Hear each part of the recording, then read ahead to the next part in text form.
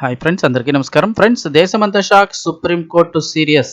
అసలు ఏం జరిగింది, ఏంటి వివరాలు తెలుసుకుందాం. వీడియో పూర్తిగా చూడండి, అలాగే తప్పకుండా లైక్ చేయండి. మరిన్ని అప్డేట్స్ కోసం ఛానల్ని సబ్స్క్రైబ్ చేసుకోండి. వివరాల్లోకి వెళ్ళిపోదాం. మీడియాతో పాటు కొన్ని విషయాలపై సుప్రీంకోర్టు అయితే సీరియస్ అయింది. నిందితుల యొక్క ఫోటోలను, వీడియోలను పోలీసులు సైతం సోషల్ మీడియాలో అప్లోడ్ చేయడం పట్ల సుప్రీంకోర్టు తీవ్ర ఆందోళన వ్యక్తం చేసింది. ఇటువంటి చర్యలు పారదర్శకత, దర్యాప్తునకు ముప్పు వాటిల్లే ప్రమాదం ఉందన్న అభిప్రాయం ఏర్పడింది.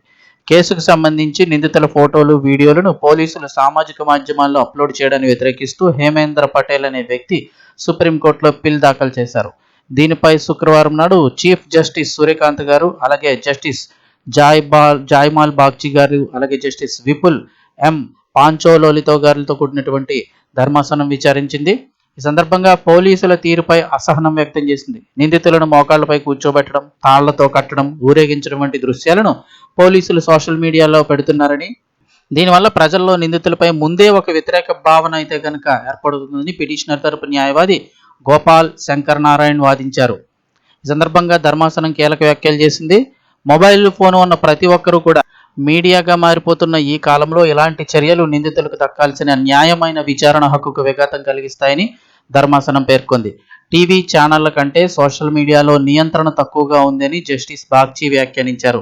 దర్యాప్తు సంస్థలు బాధితులకు గాని, నిందితులకు గాని అనుకూలంగా ఉండకూడదని, నిజానిజాలను వెలికి తీయడమే వారి పని అని కోర్టు గుర్తు చేసింది. మీడియా సమావేశాల్లో పోలీసులు అత్యుత్సాహం ప్రదర్శించి విచారణను ప్రభావితం చేయకూడదని పేర్కొంది.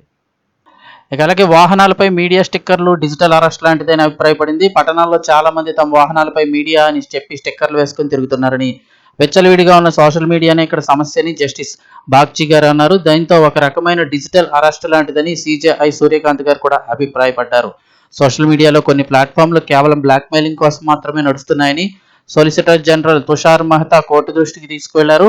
పోలీసులు మీడియా బ్రీఫింగ్లకు సంబంధించి స్టాండర్డ్ ఆపరేటింగ్ ప్రొసీజర్ SOP రూపొందించడానికి ఇప్పటికే రాష్ట్రాలకు 3 నెలలు గడువిచ్చామని కోర్టు తెలిపింది. ఈ అంశంపై మరింత లోతైన అధ్యయనం అవసరమని భావించిన ధర్మాసనం ఏప్రిల్ తర్వాత సమగ్రమైన వివరాలతో మళ్లీ పిటిషన్ దాఖలు చేయాలని సూచించింది.